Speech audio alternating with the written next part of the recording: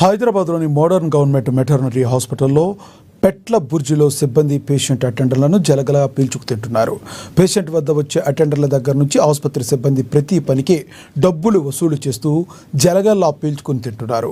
Main gate దగ్గర నుంచి labour room delivery అయ్యి ఇంటికి వెళ్లే వరకు పేషెంట్ అటెండర్ల జేబులను గుల్ల చేస్తున్నారు.